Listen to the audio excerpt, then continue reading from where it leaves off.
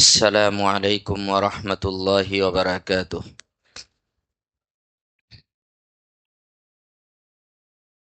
الحمد لله الحمد لله نحمده ونستعينه ونستغفره ونؤمن به ونتوكل عليه ونعوذ بالله من شرور أنفسنا وسيئات أعمالنا. من يهده الله فلا مضل له ومن يضلله فلا هادي له. أشهد أن لا إله إلا الله وحده لا شريك له، وأشهد أن سيدنا ومولانا محمدا عبده ورسوله، أرسله بالحق بشيرا ونذيرا وداعيا إلى الله بإذنه وسراجا منيرا. أما بعد فأعوذ بالله من الشيطان الرجيم. بسم الله الرحمن الرحيم. إن أول بيت وضع للناس للذي ببكة مباركا وهدى للعالمين، فيه آيات بينات مقام إبراهيم، ومن دخله كان آمنا، ولله على الناس حج البيت من استطاع إليه سبيلا، ومن كفر فإن الله غني عن العالمين.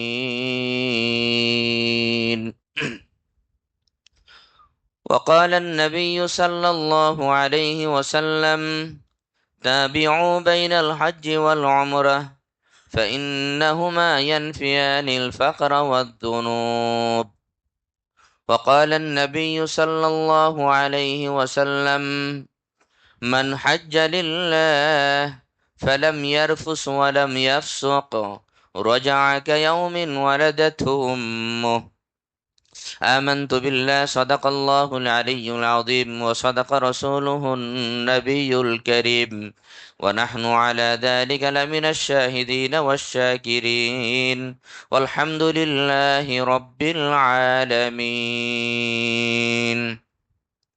সকলে অত্যন্ত মহাব্বতের সাথে পড়ি আল্লাহুম্মা সাল্লি আলা সাইয়্যিদিনা মাওলানা মুহাম্মাদ কামা সাল্লাইতা আলা ইব্রাহিম ওয়া আলা আলি ইব্রাহিম ইন্নাকা হামিদুম মাজিদ। اللهم بارك على محمد وعلى آل محمد كما باركت على إبراهيم وعلى آل إبراهيم إنك حميد مجيد. اللهم صل على محمد وعلى آل محمد وأنزله المقعد المقرب عندك يوم القيامة. سبحانك لا علم لنا إلا ما علمتنا إنك أنت العليم الحكيم. رب اشرح لي صدري ويسر لي أمري واحلل عقدة من لساني يفقه قولي. الحمد لله رب العالمين. আল্লাহ তাআলার বড় মেহেরবানি দয়া, যিনি আমাদেরকে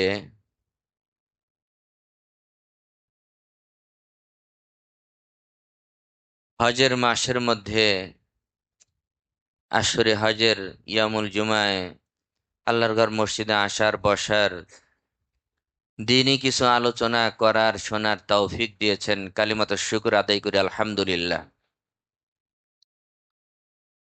আলোচনা করা শোনার মাকসাদ হলো, প্রথমত হলো জানা একটি ইবাদত, জানা ফরজ। ইসলাম সম্পর্কে, দিন সম্পর্কে কোরআন সুন্নাহর ইলম অর্জন করা ফরজ। তো আলোচনা করা এবং শোনা আমাদের দুনো গ্রুপের, দুই দলেরই আমাদের মাকসাদ হলো যে আমরা জানবো, শুনবো, মানবো, আমল করব। এটা আমাদের মাকসাদ। তাহলে আমাদের এই আলোচনা করা, শোনায়, বসা, নফল ইবাদত বন্দিগি থেকেও, তেলাওয়াত থেকেও অনেক বেশি সওয়াবের কারণ হবে যদি এই উদ্দেশ্যে আলোচনা করি আর শুনি, যে জানা একটা ইবাদত, জানা একটা দায়িত্ব, জানা ফরজ। আমি এই ফরজ আদায় করছি, দায়িত্ব আদায় করছি। দ্বিতীয় হলো সঠিক জিনিস জানবো, শুনবো, এটা মানবো, আমল করব। তৃতীয় হলো আরেকটি মাকসাদ আছে, সেটা হলো অন্যের কাছে আমি এগুলো পৌঁছাবো, অন্যের কাছে আমি এগুলো পৌঁছাবো। জানা, আমল করা, আর আরেকজনের কাছে পৌঁছানো, বিতরণ করা। নবী আলাইহিস সালাতু ওয়াস সালাম হাজ্জাতুল বেদার মধ্যে বলেছেন, বাল্লিগু আন্নি ওয়ালাউ আয়াতান, আমার পক্ষ থেকে আমার একটি বাণী, আমার একটি কথা, কোরআনের একটি টুকরা, হাদিসের একটি অংশ, একটি বাণী, একটি উক্তি, কথাও যদি তোমাদের কারো কাছে থাকে তাহলে তুমি এটা পৌঁছিয়ে দাও। মেহেরবানি করে এই জিনিসগুলো আপনারা একটু খেয়াল করবেন। আসলেন পরে কাতার ভেঙ্গে অন্যকে কষ্ট দিয়ে মাঝখানে এসে এখন দুখুল মসজিদ পড়ছেন। পুরা মসজিদ যখন নীরব, সবাই আমরা বসা আলোচনা করছি, শুনছি, পরে এসে মাঝখানে এসে দুখুল মসজিদ শুরু করলেন। এটা কোন মুস্তাহাব আমল? এটা কোন মজলিসের আদব?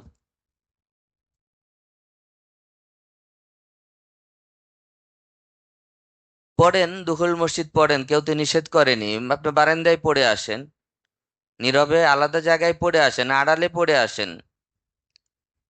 আপনারও কষ্ট হচ্ছে, আমার আওয়াজে আপনিও কষ্ট পাচ্ছেন।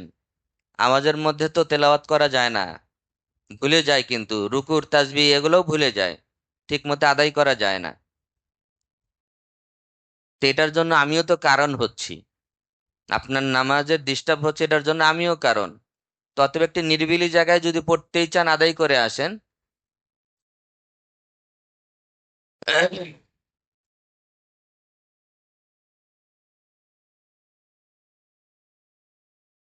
তো নবী আলাইহিস সালাতু ওয়াস সালাম বিদায় হজের ভাষণের মধ্যে উম্মতে মুহাম্মাদি আমাদেরকে এই একটি দায়িত্ব গুরুত্ব সহকারে দিয়েছেন।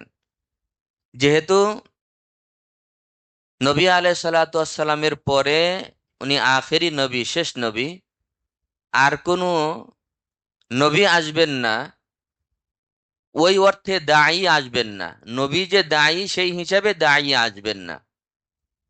এজন্য উম্মতে মুহাম্মাদির প্রত্যেকটি ফর্দ, প্রত্যেক ব্যক্তি, নবী আলাইহিস সাল্লামের যে উম্মত, সে প্রত্যেকেই দায়ীর হক আদায় করবে, দাওয়াতের কাজ আদায় আঞ্জাম দিবে, দাওয়াতের হক আদায় করবে। নবী আলাইহিস সালামের ওয়ারিস এবং উম্মতের এটা দায়িত্ব। এজন্য যে ভালো জিনিসগুলো আমরা জানি, শুনি, শিখি, আমাদের দায়িত্ব হলো এটা অন্যের কাছে পৌঁছানো। আমরা অনেকেই মনে করি যে আলেম না হলে তো ইলম বিতরণের সব নেওয়া কঠিন, বা এটা আমার জন্য না। আলেম না হলেও ইলম বিতরণের সব নিতে পারে। হ্যাঁ, আলেমে বেশি নিতে পারে, সঠিক জিনিস গ্রহণ করতে পারে, কিন্তু আপনি যে সঠিক জিনিসটি ওলামাদের জবান থেকে, যে সঠিক সহি জিনিসটি শুনছেন, এটা আপনি বিতরণ করেন, এটা আপনি পৌঁছান, তাহলে ইলম বিতরণের যে একটা সওয়াব, এটা আপনার আমলনামায়ও যাবে। তবে হ্যাঁ, এক্ষেত্রে বহুত সতর্কতা অবলম্বন করা উচিত, যে অথেন্টিক যদি না হয়, ইউটিউব থেকে অথবা অনলাইন থেকে কোনো জিনিসকে শুনেই আমি এটা প্রচার করা শুরু করব, এটা না। এটা আপনাদের জন্য, জেনারেলদের জন্য, দিনের বিষয়ে, দিনের ব্যাপারে এটা উচিত না। কারণ এগুলোর মধ্যে অনেক ঝামেলা থাকে, অনেক ত্রুটি বিচ্যুতি থাকে, অনেক সমস্যা থাকে, যেগুলো অনেক গভীর জ্ঞান না থাকলে অনেকে আমরা সেটা বুঝবো না। একটা পৃষ্ঠার মধ্যে পুরাটাই সুন্দর, এই এক পৃষ্ঠার মধ্যে অনেক সহি, 10টি সহি কথার মধ্যে একটি অশুদ্ধ জিনিস নেক্সট সুরতে সুন্দরভাবে ঢুকাইয়া দিবে, যেটা আমি আপনি এটা আলাদা করতে পারবো না। অতএব ওলামা একরাম থেকে যে কথাগুলো শুনি, অথবা কোরআন এবং সুন্নার যে ভালো নির্ভরযোগ্য কিতাবাদিগুলো পড়ি, এখান থেকে যে জিনিসগুলো আমরা জানি এটা আমরা অন্যের পর্যন্ত পৌঁছাবো। এমনি এমনি শোনা জিনিস না, ইউটিউবের জিনিস না, অনলাইনের কোনো জিনিস আমরা এভাবে প্রচার করব না। আমরা অনেকেই এক্ষেত্রে এগুলো করে থাকি, অথচ নবী আলাইহিস সালাতু ওয়াস সালাম খুবভাবে এটা জোরালোভাবে নিষেধ করেছেন। কাফা বিল মারই কাদিবান আন ইউহাদ্দিসা বিকুল্লি মা সামিয়া। নবী আলাইহিস সালাতু ওয়াস সালাম বলেন যে একজন মানুষ মিথ্যুক হওয়ার জন্য এতটুকু যথেষ্ট যে যা শোনে সেটা বলে বেড়ায়, যেটা শোনে এটাই প্রচার করে, এটাই বলে বেড়ায়। মানুষ মিথ্যুক হওয়ার জন্য এতটুকুই যথেষ্ট। এজন্য নির্ভরযোগ্য জিনিস আমরা বিতরণ করব, অন্যের কাছে পৌঁছাবো। এই পৌঁছানোটা আখেরাতে যেমন আমার আপনার জন্য বড় সওয়াবের কারণ, যেটা একটা সদকায়ে জারিয়া হয়, এটা আমাদের উম্মতে মুহাম্মাদের দায়িত্বও বটে। নবী আলাইহিস সালাতু ওয়াস সালাম বিদায় হজের মাসনের মধ্যে বলেছেন, কোরআনে কারীমের আয়াত সূরাতুল মায়েদার 3 নম্বর আয়াত, যে আয়াতটি নাজিল হয়েছে হজ্জাতুল বেদার আরাফার দিনে আসরের নামাজের পরে জাবালে রহমতের নিচে। আল-ইয়াউমা আকমালতু লাকুম দীনাকুম, আল-ইয়াউমা আকমালতু লাকুম দীনাকুম ওয়া আতমামতু আলাইকুম নি'মাতি ওয়া রাদিতু লাকুমুল ইসলাম দীনা। আল্লাহ রাব্বুল আলামিন দশম হিজরিতে হজ্জাতুল বেদার মধ্যে আরাফার দিনে আসরের নামাজের পরে জাবালে রহমতের নিচে, সুবহানাল্লাহ, চিন্তা করে দেখেন কত দিক থেকে মোবারক সময়। বিদায় হজ আরাফার দিন, আবার নবী আলাইহিস সালাম যেই হজ করেছেন, এই বিদায় হজ, এই দশম হিজরিতের হজ, নবী আলাইহিস সালামের হজটা ছিল হলো, আরাফার দিনটি ছিল হলো জুমার দিন। আরাফার দিন, জুমার দিন, হজের মাসে আরাফার দিনে, জুমার দিনে, আসরের নামাজের পরে। এমনিই তো আসরের নামাজের পরে যে কোনো পৃথিবীতে যে কোনো জায়গায় দোয়া কবুল হয়। আবার আরাফার দিন, আরাফার ময়দানে জাবালে রহমতের নিচে নবী আলাইহিস সালাতু ওয়াস সালাম তখন আজবা নামক উটনির পিঠে বসা, আজবা নামক উটনির পিঠে বসা, এই অবস্থায় আল্লাহ রাব্বুল আলামিন এই আয়াত নাজিল করেছেন। যখন ওহী আসতো, বুখারীর হাদিসের মধ্যে এসেছে, যখন আল্লাহ রাসূল সাল্লাল্লাহু আলাইহি সাল্লামের উপর যখন ওহী নাজিল হতো, অনেক ভারী কিছু মাথার উপরে চেপে বসছে, ভারী কিছু আসছে এমন অনুভব করতেন। এটা সবসময় হতো না। বুখারীর হাদিসে ওহীর অধ্যায়ের মধ্যে প্রথম দিকে এটা আছে যে নবী আলাইহিস সালামের কপালে, চেহারার মধ্যে ঘাম এসে যেত, ঘাম ছুটে যেত। মাঝে মধ্যে নবী আলাইহিস সালাম দাঁড়ানো থাকলে বসে যাইতেন। যে এই আয়াত নাজিল হওয়ার সময় এত ভারী অনুভব হলো, নবী আলাইহিস সালাম উটনি সহ বসে পড়লেন।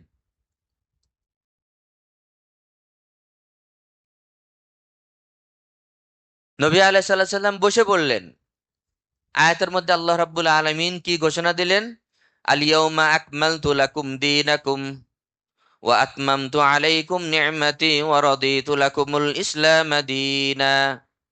আল্লাহ রাব্বুল আলামিন ঘোষণা করলেন, আল ইয়াউমা, আজকের এই দিনে, আকমালতু লাকুম দীনাকুম, তোমাদের জন্য তোমাদের দিনকে আমি পরিপূর্ণতার ঘোষণা দিয়ে দিলাম, যে ইসলাম একটি পরিপূর্ণ দিন, ধর্ম।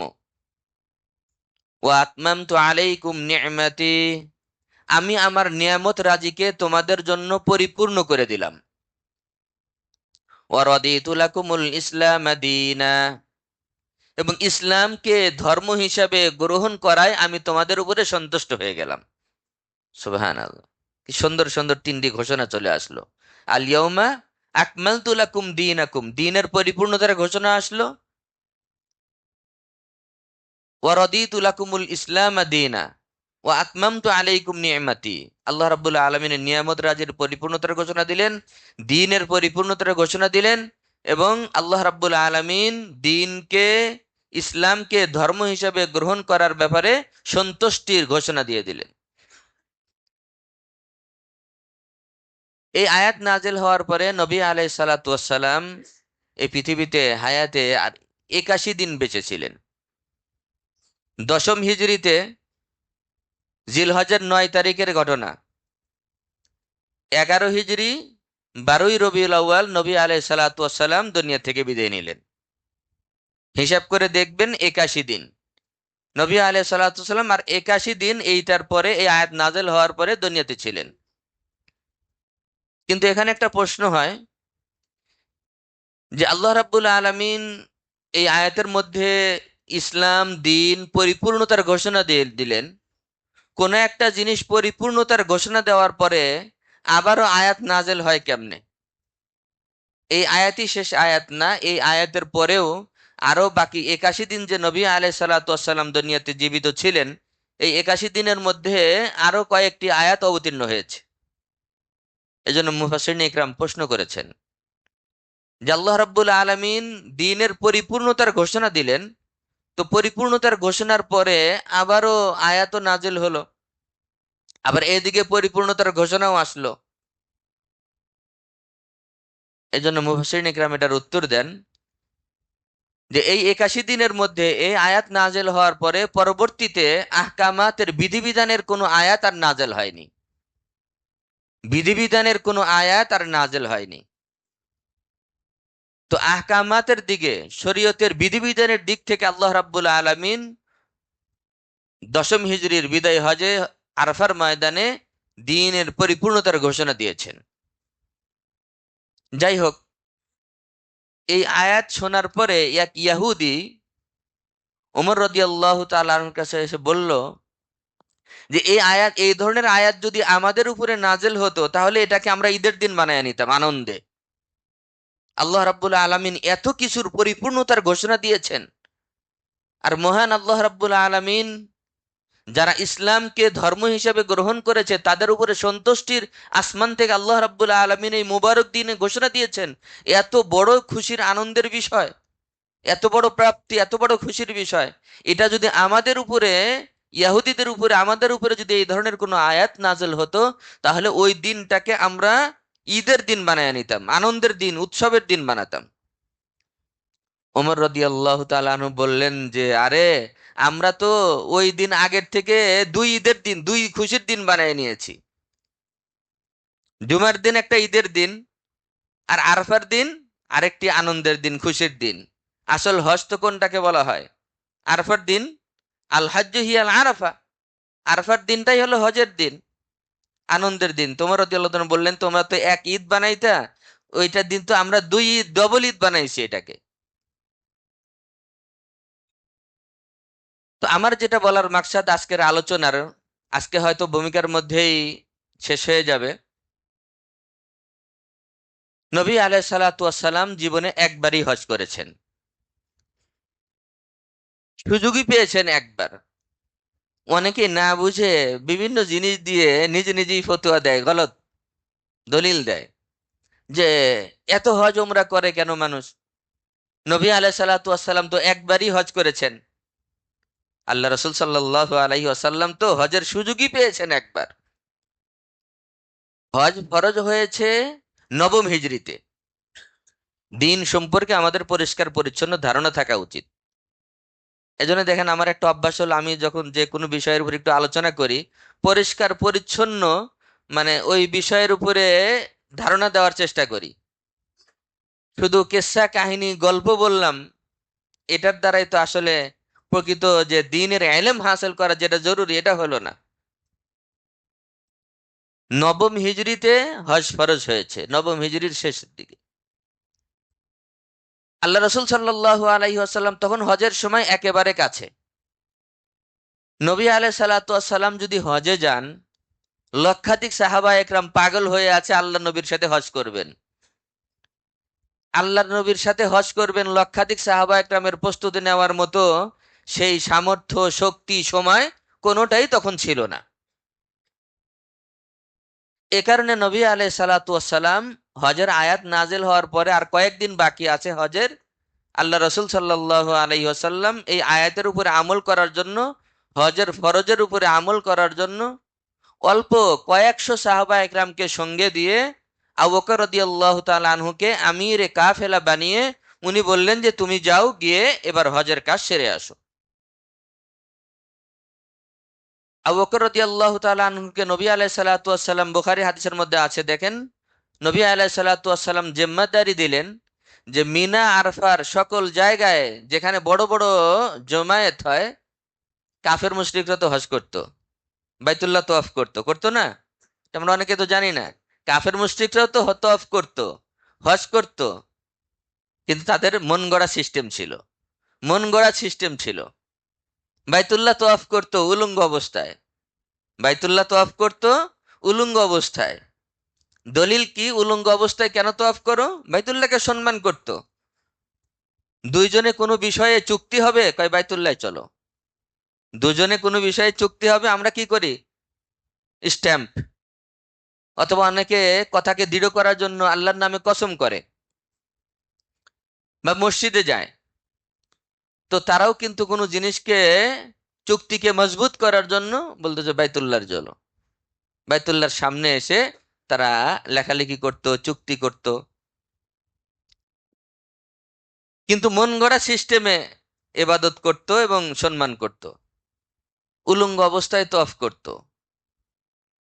যুক্তি ছিল কি? কয় যেই কাপড় পরে, যেই পোশাক পরে আমরা নাফরমানি করি, এই পোশাক পরে তো আল্লাহর ঘরের তওয়াফ করা যাবে না, এটা পবিত্র জিনিস। যুক্তি দেখছেন? যুক্তি তো সুন্দর। কিন্তু এই যুক্তির উপরে তো আরো বড় যুক্তি হলো যে আল্লাহর নাফরমানি করো, তোমার কাপড় নাপাক, তুমি কি? বুঝেন নাই মনে হয় কথা। যে তুমি কি, তুমি যে মুশরিক, আল মুশরিক ও নাজাসুন, মুশরিক তো নাপাক, কাফের মুশরিক তো নাপাক। শুধু কি কাপড়ই নাপাক, তুমি নিজেও তো নাপাক। তো কাপড় নাপাক হওয়ার কারণে ওই কাপড় নিয়ে বাইতুল্লাহ সম্মানের জিনিস তওয়াফ করা যাবে না। এ কারণে কাপড় খুলে উলঙ্গ অবস্থায় তওয়াফ করতে আসো, তুমি তো আরো বেশি নাপাক। কাপড়ের তো কোনো দোষ নাই, কাপড়ের তো কোনো অনুভূতি শক্তি নাই। আল্লাহ রাব্বুল আলামিন তো তোমাদেরকে জ্ঞান বুঝ দান করেছিলেন, বিবেকটা দিয়েছিলেন, আকল দিয়েছিলেন। কাপড়ের কি দোষ হলো? কাপড়টা খুলে রাখলা আর তওয়াফ করতে আসলা উলঙ্গ হয়ে, তুমি তো পুরাই নাপাক। তুমি তো বাইতুল্লাহর কাছে আসারও ইজাজত নাই, অধিকার নাই। তো নবী আলাইহিস সালাতু ওয়াস সালাম আবু বকর রাদিয়াল্লাহু তাআলা আনহুকে জিম্মাদারি দিলেন, দায়িত্ব দিলেন যে যেখানে যেখানে বড় বড় জমায়েত হবে, কাফের মুশরিকরাও আসবে, আরফার ময়দানে, মিনার ময়দানে, সব জায়গাগুলোতে ঘোষণা দিবা। সূরাতুল বারাআর মধ্যে আছে, ওয়া আযানুম মিনাল্লাহ ইয়াউমাল হাজ্জিল আকবার। আল্লাহর পক্ষ থেকে, আল্লাহর রাসূলের পক্ষ থেকে হজ্জে আকবরের ঘোষণা যে আজকের এই দিনের পরে আর কোনো কাফের মুশরিক হজ করতে পারবে না, ওয়ালা ইয়াতুফু বাইতুল্লাহ উরিয়ান, আল্লাহর ঘরকে উলঙ্গ অবস্থায় কেউ তওয়াফও করতে পারবে না। দৃঢ়তার সাথে এই ঘোষণা দিয়ে দিবা। হযরত আবু বকর রাদিয়াল্লাহু তাআলা আনহু ৩০০-র মতো সাহাবা একরামের ছোট্ট এক কাফেলা নিয়ে রওনা করেছেন। কিছুদূর যাওয়ার পরে নবী আলাইহিস সালাতু ওয়াস সালাম আবার আলী রাদিয়াল্লাহু তাআলা আনহুকে আবার প্রেরণ করলেন, তুমি সাথে যাও। কারণ তখন কাফের মুশরিকদের একটা নিয়ম ছিল, ওই সময় একটা নিয়ম ছিল, রাষ্ট্রীয় কোনো জিনিস, রাষ্ট্রীয় কোনো চুক্তি, যে রাষ্ট্রীয় কোনো বা রাষ্ট্রপ্রধান কোনো দুই গোত্রের মাঝে যদি চুক্তি হয়, এই চুক্তি ভঙ্গ করতে চাইলে বা ভিন্ন কিছু করতে চাইলে তার খানদানের পরিবারভুক্ত কেউ হতে হবে, এটার চুক্তি নষ্ট করতে হবে। নবী আলাইহিস সালাম দেখলেন যে আবু বকর রাদিয়াল্লাহু তাআলা আনহু তো খানদানের কেউ না, কাফের মুশরিকরা ওই নীতির আলোকে তার ঘোষণা নিবে না, গ্রহণ করবে না। এ কারণে নবী আলাইহিস সালাতু ওয়াস সালাম নিজের চাচাতো ভাই আলী ইবনে আবি তালিব আলী রাদিয়াল্লাহু তাআলা আনহুকে নিজের গোত্রের হওয়ার কারণে তাকে প্রেরণ করলেন যে যাও, উনি তো আমিরে কাফেলা, উনি বাকি সব কাজ আঞ্জাম দিবে, কিন্তু এই যে চুক্তি ভঙ্গ, যে তাদের তো আগে বাইতুল্লাহর তওয়াফের অনুমতি ছিল, এখন আর তারা বাইতুল্লাহ তওয়াফ করতে পারবে না, হজে আসতে পারবে না, মিনায় আসতে পারবে না, কোথাও আর আসতে পারবে না, এই ঘোষণাটা জায়গায় জায়গায় তুমি দিবা আমার পক্ষ থেকে। আলী রাদিয়াল্লাহু তাআলা আনহুকে প্রেরণ করলেন। তো নবম হিজরির হজ সংক্ষেপভাবে আদায় হয়ে গেল। দশম হিজরিতে নবী আলাইহিস সালাতু ওয়াস সালাম লক্ষাধিক সাহাবা একরাম নিয়ে পরিপূর্ণ প্রস্তুতি নিয়ে আল্লাহ রাসূল সাল্লাল্লাহু আলাইহি ওয়াসাল্লাম দশম হিজরিতে হজ আদায় করলেন। এবং ওই হজ ছিল হজ্জে আকবর, মানে এটাকে শুক্রবারে হজ। অনেকে শুক্রবারের হজকে হজ্জে আকবর বলে, এটাও আকসার মুহাদ্দিসিন ফুকাহা এবং মুফাসসিরিন ইকরাম এটাও গলত বলেছেন, এটাও ঠিক না। এটাও কিন্তু আমাদের একটা ভুল ধারণা, আজকে হয়তো ঠিক হয়ে যাবে। শুক্রবারে হজ পড়লে এটাকে হজ্জে আকবর বলা এটা গলত, এটা ঠিক না। নবী আলাইহিস সালাতু ওয়াস সালাম যেই হজের মধ্যে ছিলেন ওই হজই হলো হজ্জে আকবর। আল্লাহ রসুল সাল্লাল্লাহু আলাইহি ওয়াসাল্লাম যেই হজের মধ্যে মওজুদ ছিলেন, বিদ্যমান ছিলেন, আল্লাহ রসুল সাল্লাল্লাহু আলাইহি ওয়াসাল্লাম যেই হজ আদায় করেছেন ওই হজই হলো হজ্জে আকবর, বড় হজ। শুক্রবারে হজ হলে আকবরী হজ বলে, এটা আমাদের মুখে মুখে অনেকে বানানো, এটা কোনো কোরআন সুন্নাহর মধ্যে অথেন্টিক কোনো বিষয় না, এটা এমন কোনো বিষয় নাই। আল্লাহ রসুল সাল্লাল্লাহু আলাইহি ওয়াসাল্লাম যে হজের মধ্যে ছিলেন ওইটাই হলো হজ্জে আকবর। তবে এখানে মুহাদ্দিসিনে ইকরাম, ফুকাহা একরাম, মুফাসসিরিন একরাম একটি নোক্তা, খুব সুন্দর একটি সূক্ষ্ম বিষয় বলেছেন, অনেক বড় ফজিলতের জিনিস, খেয়াল করেন। সেটা হলো নবী আলাইহিস সালাতু ওয়াস সালাম যেই হজ করেছেন ওইটাই হলো হজ্জে আকবর। শুক্রবারে হজ হলেই যার হজ্জে আকবর হবে, হজ্জে আকবরের আর সুযোগ নাই। হজ্জে আকবর একটাই ছিল, আল্লাহ রসুল সাল্লাল্লাহু আলাইহি ওয়াসাল্লাম যেই হজের মধ্যে ছিলেন, বড় হজ, হজ্জে আকবর।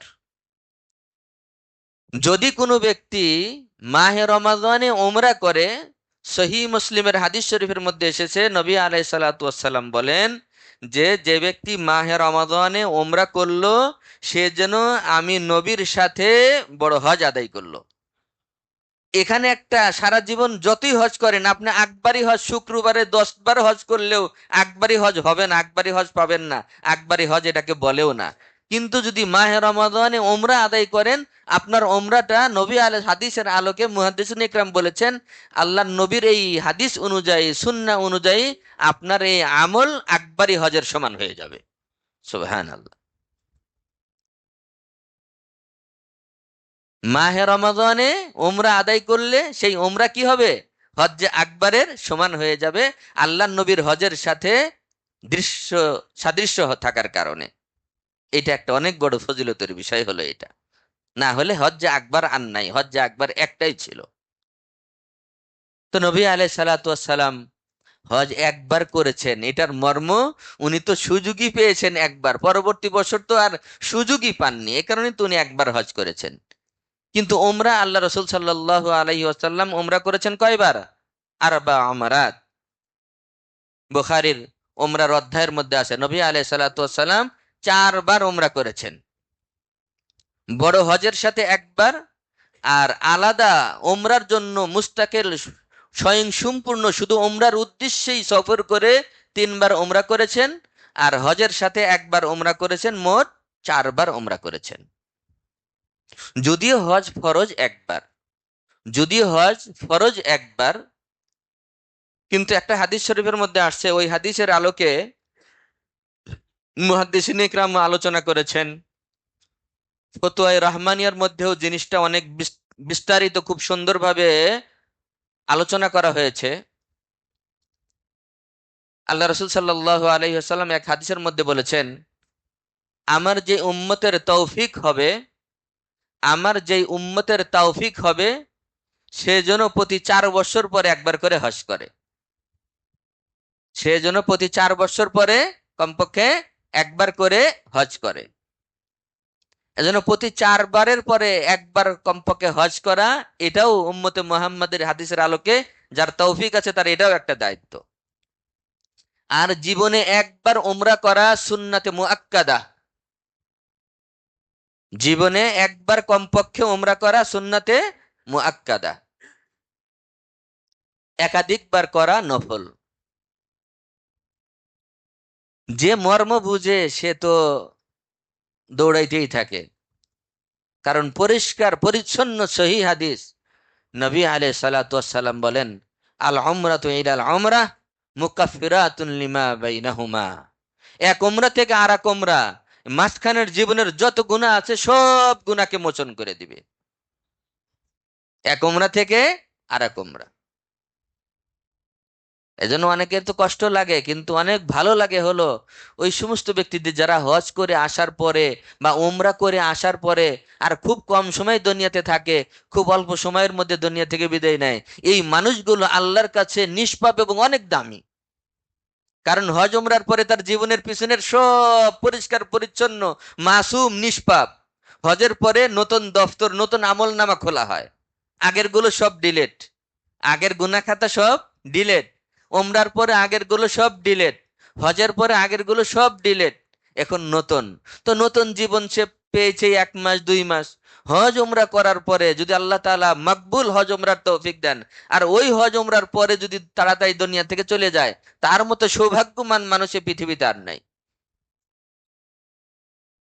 আল্লাহ রাব্বুল আলামিন যখন আমাদের যাওয়ার সময় হবে, আমাদেরকে যেন কোনো না কোনো ভাবে, আল্লাহ চাইলে হজের মাধ্যমে হতে পারে, আল্লাহ চাইলে ওমরার মাধ্যমে হতে পারে, আল্লাহ রাব্বুল আলামিন চাইলে অন্য কোনো ভাবে হতে পারে, কোনো না কোনো ভাবে আল্লাহ রাব্বুল আলামিন যেন আমাদেরকে মাসুম নিষ্পাপ করে এই দুনিয়ার গুনাহ খাতাগুলো দুনিয়াতেই যেন আল্লাহ তাআলা মুছে ধুয়ে ডিলিট করে দিয়ে তাওবায়ে নাসুহা নসিব করে কালেমার সাথে আল্লাহ রাব্বুল আলামিন আমাদের মৃত্যু নসিব করেন। তো হজ, যে আয়াতের উপরে আমি আলোচনা করছিলাম, যে বিদায় হজের দিন, আরাফার দিন, শুক্রবারে আসরের নামাজের পরে জাবালে রহমতের কোল ঘেঁষে নিচে এত মোবারক জায়গায়, মোবারক দিনে, মোবারক সময়ে আল্লাহ রাব্বুল আলামিন এই আয়াত নাজিল করলেন। তো এই আয়াতের মাধ্যমে আল্লাহ রাব্বুল আলামিন ইঙ্গিত করেছেন যে হজের মাধ্যমে, নামাজের পরে এই ঘোষণা আসে নাই, রোজার পরে এই ঘোষণা আসে নাই, যাকাতের পরে দ্বীনের পরিপূর্ণতার ঘোষণা আসলো না, কিন্তু হজের আমল শেষ করার পরে দ্বীনের পরিপূর্ণতার ঘোষণা আসলো। এর মানে হলো হজের মাধ্যমে, হজের মাধ্যমেও একজন মানুষের মধ্যে দ্বীনের পরিপূর্ণতা লাভ করে। সুবহানাল্লাহ। হজের মাধ্যমে একজন মানুষের জীবনে দ্বীনের পরিপূর্ণতা লাভ করে হজের মাধ্যমে। এ কারণে যাদের উপরে হজ ফরজ হয়েছে, অথবা হজ ফরজ না হলেও প্রত্যেক মানুষের দিলের তামান্না থাকা উচিত বাইতুল্লাহর জিয়ারত করা, হারামাইন শরীফাইনের জিয়ারত করা।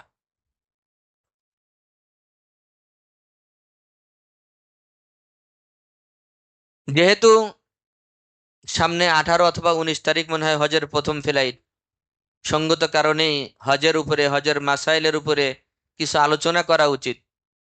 এ কারণে আমি এই বিষয়ের উপরে আজকে ভূমিকা স্বরূপ কিছু আলোচনা করলাম। আল্লাহ চাইলে মাসাইলের উপরে, আল্লাহ চাইলে আগামীতে ইনশাল্লাহ ধারাবাহিকভাবে আলোচনা হবে।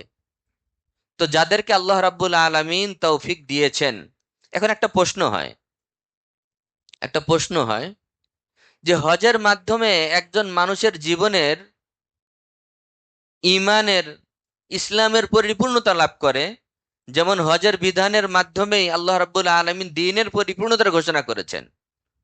কিন্তু তাহলে যেই মানুষটির হজের তৌফিক নাই, যেই মানুষটির হজের তৌফিক নাই, সুযোগ নাই, আর্থিক সঙ্গতি তার নাই, তাহলে তার ভিতরে দ্বীনের পরিপূর্ণতা কেমনে হবে?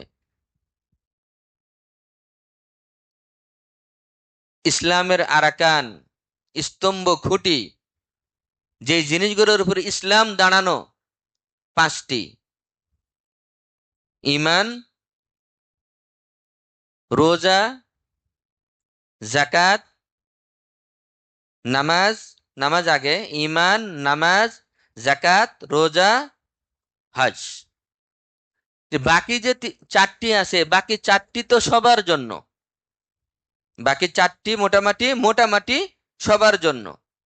যেমন ঈমান সবার জন্য লাজেম, নামাজ সবার জন্য, যাকাত সবার জন্য না, যার আর্থিক সঙ্গতি আছে, নেশাব পরিমাণ সম্পদ আছে তার জন্য। তারপরেও যাকাত যদি আমরা ব্যাপক অর্থে নেই, একটা দান করা, আল্লাহর রাস্তায় কিছু ব্যয় করা, এটা ফরজ না হলেও তো কেউ দান করে এটার সওয়াব নিতে পারে, আংশিক হলে এটার সওয়াব গ্রহণ করতে পারে। রোজা সকলের জন্যই।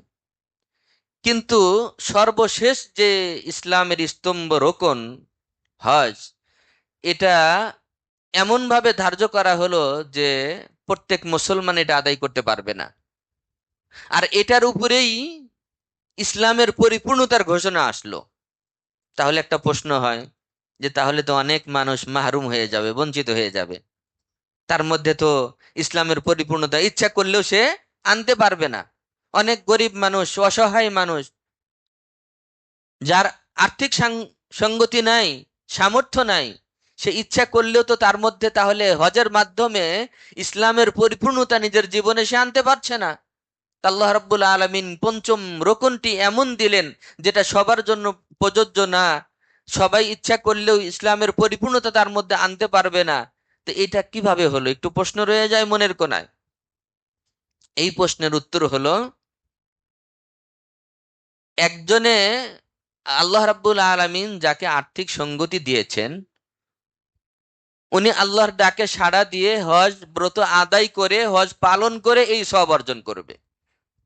আর আল্লাহ রাব্বুল আলামিন যাকে বাহ্যিকভাবে আর্থিক সঙ্গতি সামর্থ্য তৌফিক দেননি, উনি দিলের তামান্না, মনের আরজু, মনের তামান্না বাসনা রেখে আল্লাহর কাছে রুনা জারি করে কান্নাকাটি করে এটার তামান্না দিলের মধ্যে পোষণ করাতেও উনি এই হজের সওয়াব পাবেন, ওনার মধ্যেও ইসলামের পরিপূর্ণতা আসবে।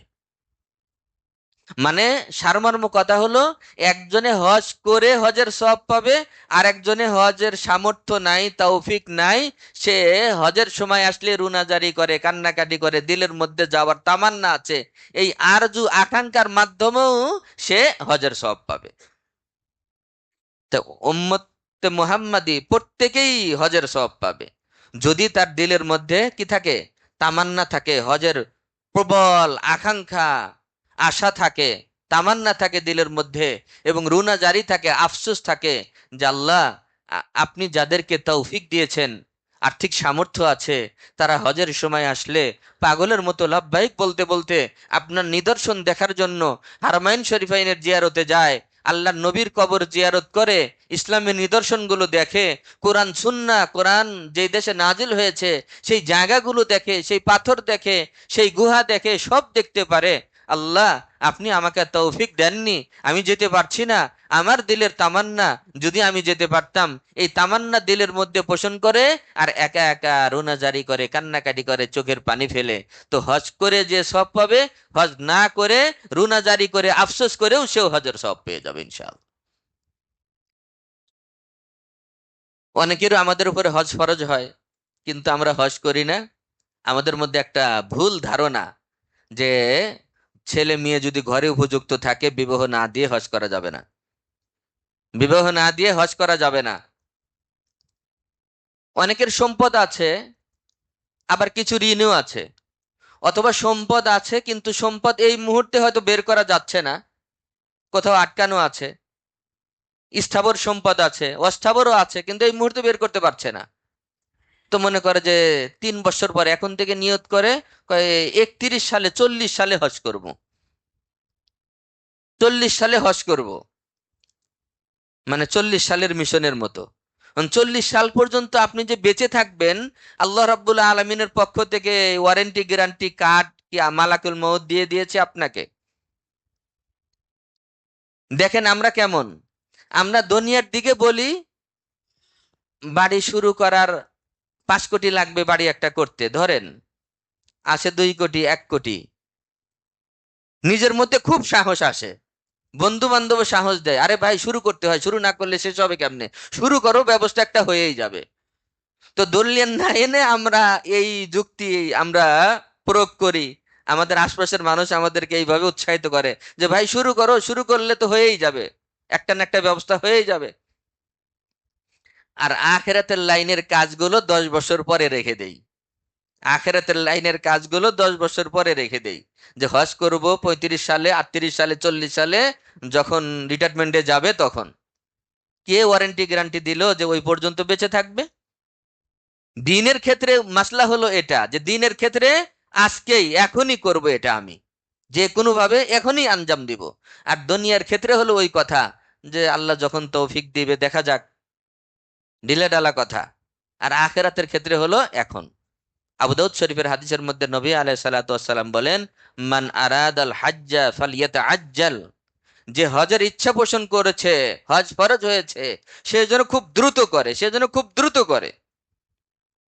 আরেক হাদিসের মধ্যে নবী আলাইহিস সালাম বলেছেন, যার উপরে হজ ফরজ হলো, হজ ফরজ আদায় করতে তার বাহ্যিক কোনো বাধা নাই, সুস্থ মানুষ, হজে যাওয়ার পথেও কোনো বাধা নাই, আর সে যদি হজ না করে দুনিয়া থেকে যায়, ফাল ইয়ামুত ইয়াহুদিয়া আও নাসারানিয়া, সে ইহুদি হয়ে অথবা নাসারা হয়ে মৃত্যুবরণ করলো, এই ব্যাপারে আমার কোনো জিম্মাদারি ওই উম্মতের প্রতি নাই। কত বড় বিষয়! প্রতিদিন আইন কঠিন হয়ে যাচ্ছে, হজের টাকাও বাড়ছে। তো এই জিনিস তো আমাদের আগে আগে আদায় করা উচিত। এজন্য আমরা নিয়ত করে নেই যে যখন হজ ফরজ হবে, যে বছর ফরজ হয়েছে, নামাজ ফরজ হয়েছে আজকে, আজকের জোহর আপনি আদায় করবেন, নিয়ত করলেন 10 বছর পর, এটা কেমন কথা? দোয়া করি, নিয়ত করি যে আল্লাহ যাদের তৌফিক দেননি, তারাও যেন আল্লাহ রাব্বুল আলামিন কোনো না কোনো ভাবে সকলকে আল্লাহ তাআলা হজ্জে বাইতুল্লাহ নসিব করেন। বিশেষ করে যাদের উপরে হজ ফরজ হয়েছে, কোনোভাবেই 2 বছর পর আর 3 বছর পরে নিয়ত না রেখে খুব দ্রুত পারলে এই বছর, আর এই বছরে এখন চাইলেও তো হয়তো বা সুযোগ নাও হতে পারে, তাহলে সর্বোচ্চ আগামী বছর, এইভাবে আমরা দ্রুত হজের নিয়ত করি। আল্লাহ রাব্বুল আলামিন আমাদের সকলকেই হজ্জে বাইতুল্লাহ নসিব ফরমান। ওয়া আখির দাওয়ানা আনিল হামদুলিল্লাহি রাব্বিল আলামিন। 4 রাকাত সুন্নাত মুআক্কাদা আমরা আদায় করে নিই।